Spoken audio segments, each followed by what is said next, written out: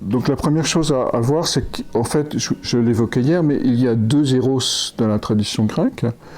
Il y a l'Eros orphique, c'est-à-dire qui est né, c'est un dieu primordial, qui est né de l'œuf du monde, et à partir de lui, tout s'est mis en place. C'est-à-dire c'est l'Eros du pied, qui est dans le pied, c'est la force vitale universelle.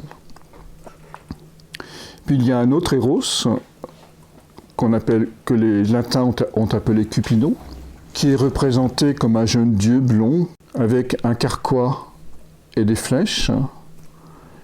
Et on dit que lorsqu'une flèche lancée par Cupidon atteint quelqu'un, la personne va immédiatement tomber amoureuse de la première personne qu'elle va rencontrer. Donc on est bien ici dans la personnalisation de l'amour des genoux. Mais évidemment, le mythe le dit beaucoup plus clairement, puisque un jour, Cupidon se promène. C'est le fils de Vénus. Donc il a les attributs de Mars, les flèches, et la généalogie de Vénus. Donc c'est une conjonction Vénus-Mars, en fait, Cupidon. Donc un jour, il se promène, et comme il était un peu maladroit, il trébuche, et il se blesse au genou avec l'une de ses flèches. Il continue à avancer, et puis il voit une magnifique jeune femme, dont il tombe bien sûr automatiquement amoureux, puisqu'il a été victime de son propre sort. Cette jeune femme s'appelle Psyché.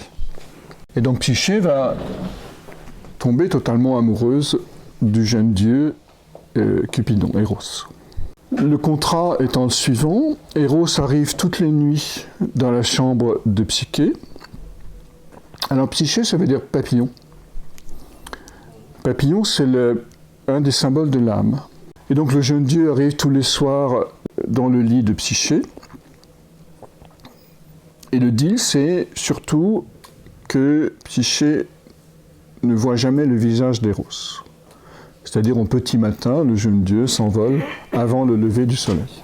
Mais Psyché, évidemment, est curieuse comme une chatte.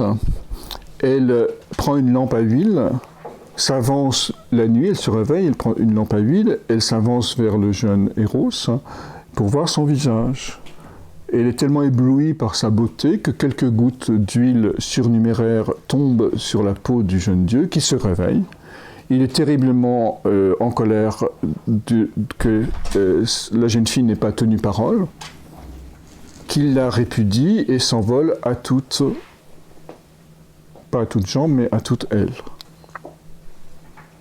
Et là va commencer un long calvaire pour Psyché, qui va devenir mendiante, errer de ville en ville, menacée, est en permanence prise par la tentation de suicide, etc., etc. Elle va avoir 4 épreuves que je vais vous détailler pour retrouver Eros, données par Vénus d'ailleurs.